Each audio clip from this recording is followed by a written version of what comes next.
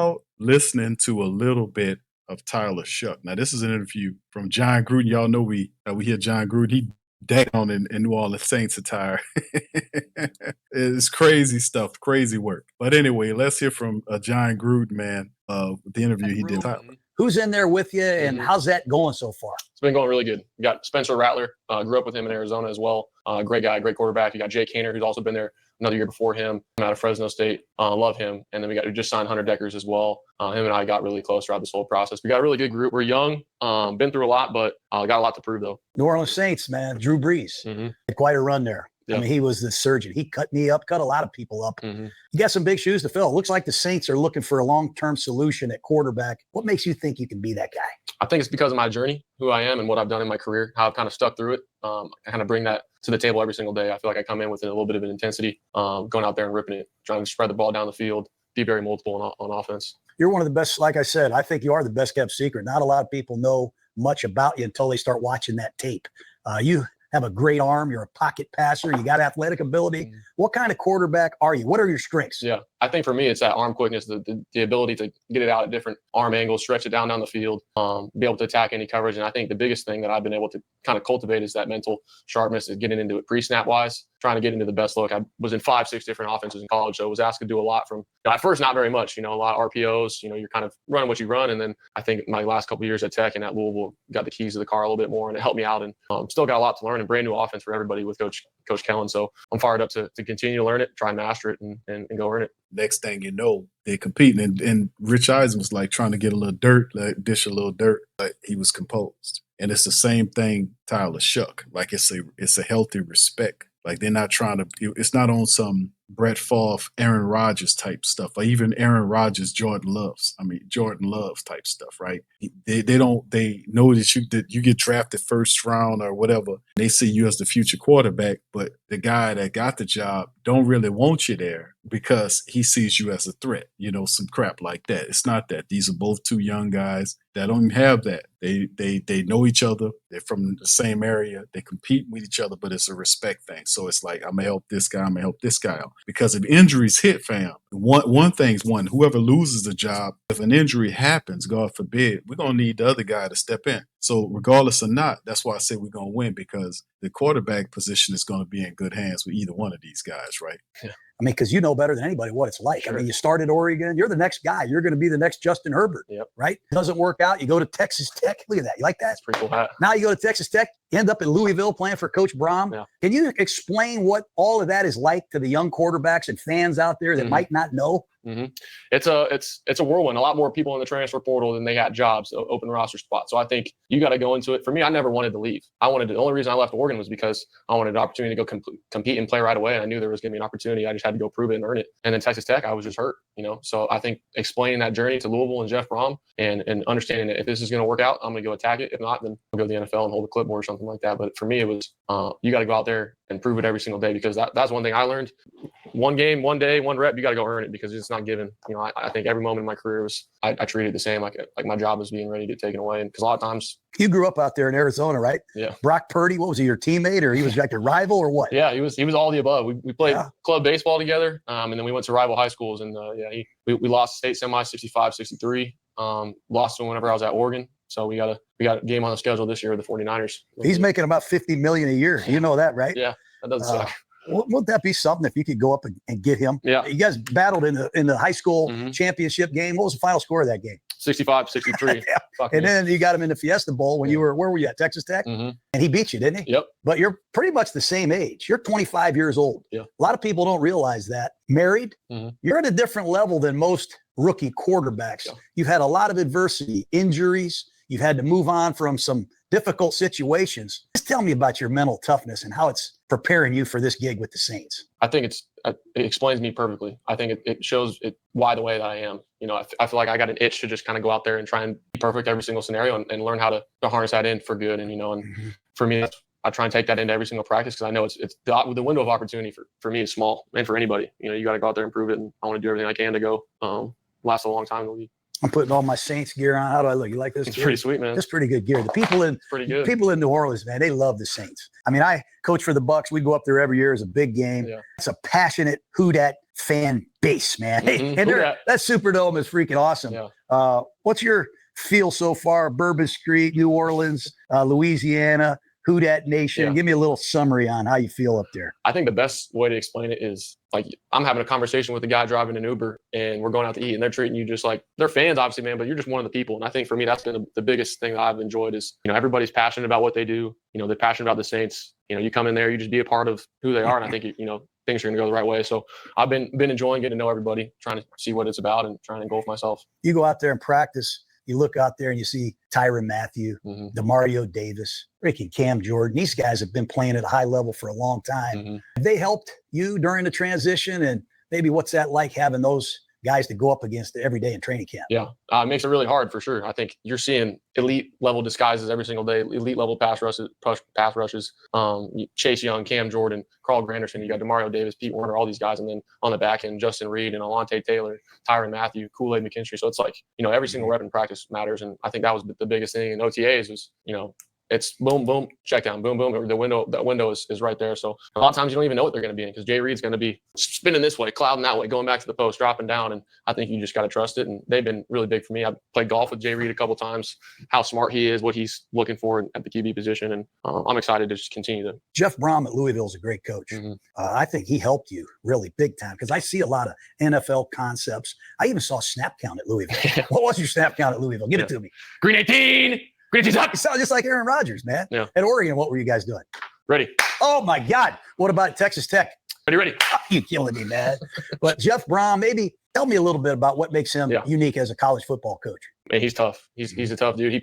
He played it at every single level, at a high level. I think for me, he's just. It's just. See, you see what I mean, family? When we talk about some of these guys, we talk about what they are and what they could do. And you just see the fantastic way that these guys handle themselves. Like you heard Gruden talk about how old he is, the fact that the guy's married.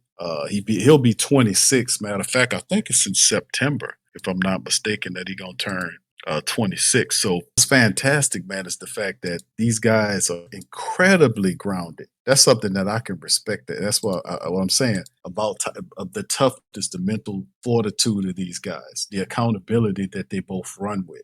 So they're ready to win. And that's order to win. You got to have that willingness, right, to be able to take possession of the QB position of the team and guide the team. And these guys, like, they're looking at it like, man, let me make that move. I'm ready for that. I'm ready to be the guy to step there and take the team into the future. Jon Gruden told them they're looking for a franchise quarterback. Kellen Moore, make no bones about it, family. Kellen Moore, handpicked guy, is this guy, Tyler. He chose him. Was a huge gamble. And the Saints, like I said, they got a lot of flack for taking him there because of the scouts' reports of all of this stuff. Like, it was several major red flags that you simply don't do at that high of a position. A guy with 1 year, he's been in college for 7 years, had one good year of production. That's a red flag. Multiple injuries, season-ending injuries. His age at, turning 26 in the fall, that's a red flag because a lot of times they want younger quarterbacks, lesser injury history, and more productivity through the college career, not 1 year. So the Saints, in many cases, really went against a lot of their own scouting do's and don'ts to take him. So Kellen's seen something in him and say, hey, man, regardless of all those red flags, I like the guy. I think he can be a winner. Now, the truth is, can Tyler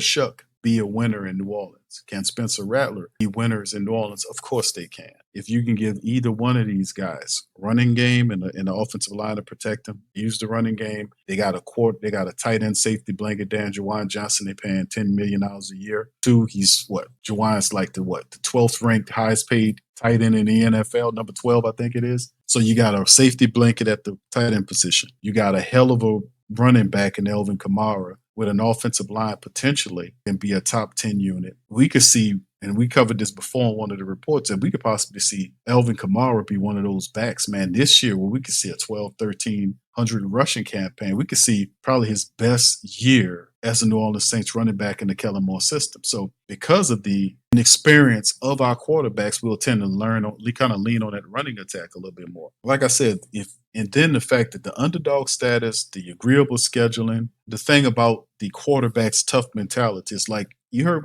what he was saying about the reps that he takes. The reps, he mentions like he takes every rep like it's his last rep, because like his job, but he takes it that serious, right? That means that he'll be careful about what he do. Not careful to the point where he's afraid, but at the same time, the guy's serious about him and Spencer, serious about taking possession of the QB position and guiding the team. They're looking to turn this thing around. They're looking to be respected. They're looking to take the team to levels that we haven't seen in a while. So having a quarterback with that mentality and that mindset, dealing with all the injury history that he dealt with, the fact that he fought back to get that, because the part was, you caught the part, and it's a really good interview. I can't play it all here, but he said a lot of really positive things insofar as how he feels about the Saints system and the fact that what he wants to do here. So, like I said, when you listen to Tyler Shough, he gonna win you over, because not only is he saying the right stuff, I don't think he's a liar or none of this kind of stuff,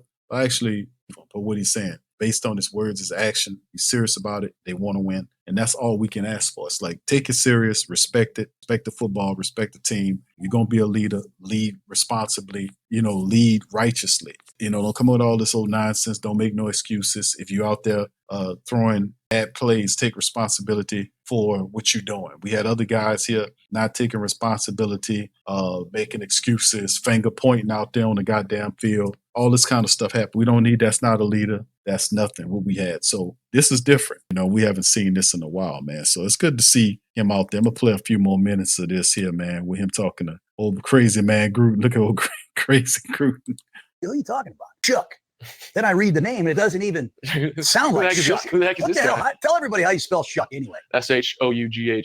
That's the strangest way to spell Shough. Should be Shough or Shough. But when you went to the Senior Bowl, you were lighting it up throwing the ball, man. Was that your mindset going into Mobile? Yeah. I'm going to rip it and show everybody what I got? Yeah, man. I mean, they told me last year there's no way I was going to be able to go. So I was like, man, screw this. I'm going to go out there and have fun and rip it. I think that was the biggest thing for me, was just getting people aware of the body of work, my journey. I had an injury label, and man, I broke a couple bones, but it hasn't affected me so far. So yeah, it was a great opportunity. Super thankful to Jim Nagy and the Senior Bowl. Were you Bowl. surprised second round New Orleans Saints? I mean, everybody was saying it's going to be Sanders. He's got to be here. He's got to be there. All of a sudden, here comes Shough to the New Orleans Saints. It probably wasn't a surprise to you, but to many people it was. Yeah.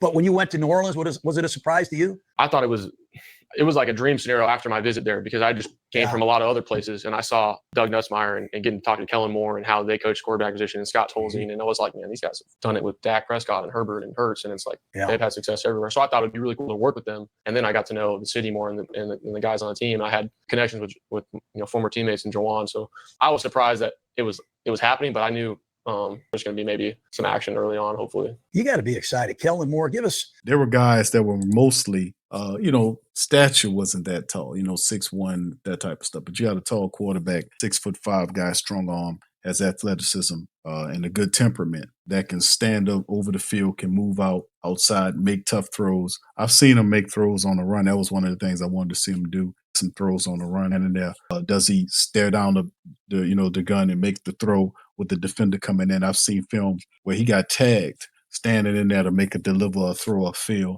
So he's had some positive moments there. As a quarterback, you want to see him, what kind of position you want to see him in. So the injury thing to me is like, man, another thing about the injury thing, and I know he fought through that stuff, it's just the fact that the Saints and the Pelicans, these people, are insufferable with these injuries. I think, I've been really on them to improve these medical staff, these health staffs.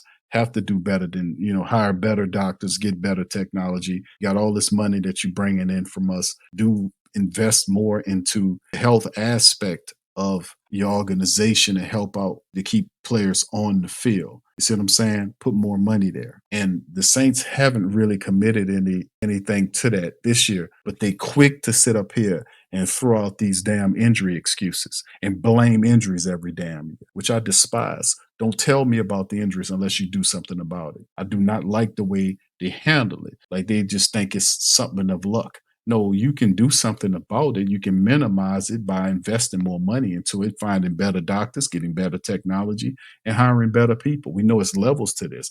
Go out and find the best people, the top of their class. You got all this money, why not? You see all these other teams, they out there, they got people out there. That's not stopping them from winning. It's not stopping them from getting to championships or handling business. It's not stopping their success. You know, I ain't gonna let you bank out on me and then sit up at the end of the damn year and start the year off saying that it's not about any excuses and then years in, you blaming the invisible injury monster for every damn thing wrong with the team. Not the dumb, stupid, ugly possum-faced coach who backstabs his team. They don't say nothing about him, but they blame everything on something that can't talk back, even though you have the power to do something about it. I don't respect that at all. So in the end, that's why I was kind of, okay, hold on with this, because this man been having some injuries here. We need to do something about this staff. I said it about the basketball side. I said it about the football side. I'm going to continue to say it until they fix it, because you can't sit up here and make it seem like you can't do something about these damn injuries, but you're quick to blame them when you fail and we throw them in your face. So, you know, at the end of the day,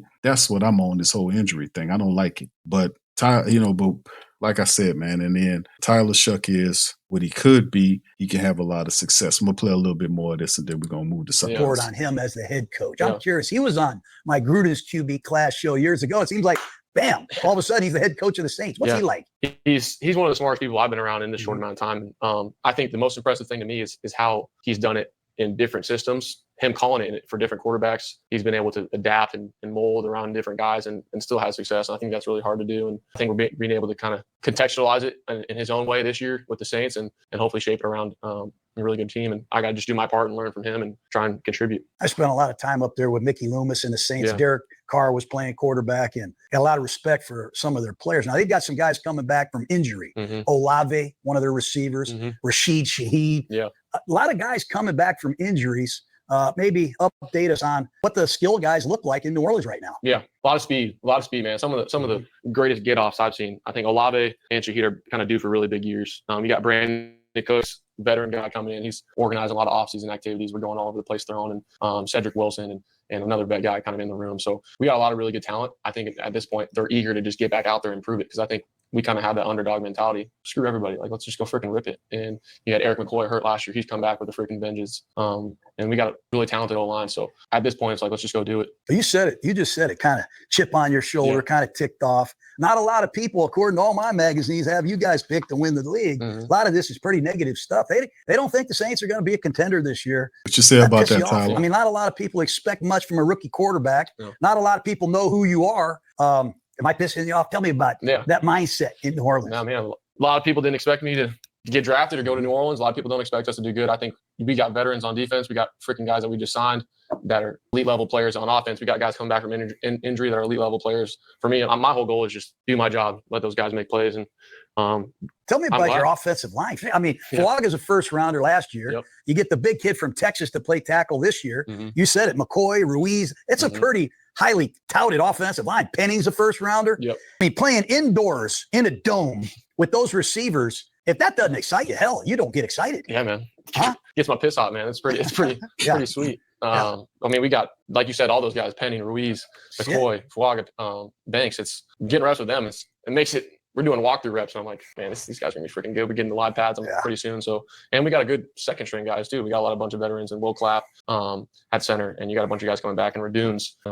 You know what, man? When I went to the Manning Passing Academy for 4 days in Thibodaux, Louisiana, and stayed in a dorm, I had to remind myself, God, I love football. I really must love football to be here doing this. Yeah. I show up there and I see you there. You're there for 3-4 days yourself.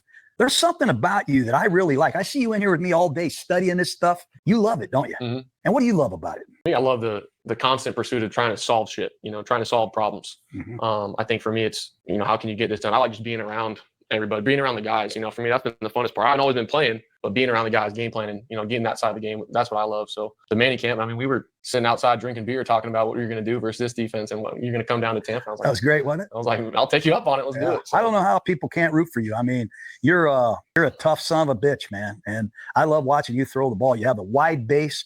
very short stepping with your lower body. That ball comes out quick. You look like a little bit like Dan Marino in the fact that you don't ever step when you throw. When did you start that? I think for me was when I got to, that second year at Texas Tech, you start ripping some of the screens out and you say, all right, maybe I can do this whenever there's a guy in my lap, start throwing these digs across the middle and stuff like that. And I think it was just a lot of reps with my quarterback coach at QB Country, and then took it to Louisville with some more pro style concepts. Yeah, I mean, I guess 7 years college football, you get a lot of reps doing it. So yeah, keep it going. The guy does love football. I was looking at some of the stuff from the Manning camp that he did, and they were really high on Tyler Shough, what he's doing. But you see, it's very similar to what you see from as far as Tyler, you see from Spencer. Both of the guys, Spencer had the camp that he did in South Carolina. Tyler Shough was involved with the Manning camp. And of course, sitting there and talking to and picking the Mannings, Peyton and Eli, and just being around quarterbacks, quarterbacks that done some stuff, right? That can give you a view. That's a good support base to have if you're a quarterback, right? And that's what Spencer mentioned, that is that the importance of the level of, you got a quarterback coach, a head coach that used to be a quarterback. You had a offensive coordinator used to be a quarterback. You have a QB coach, was a quarterback. So these guys all sharing the vision, and they understand they can speak the QB speak that reaches the team, right? So you have all these different things happening. It's a whole different mentality going on with the team, right? That we see. Man, you got a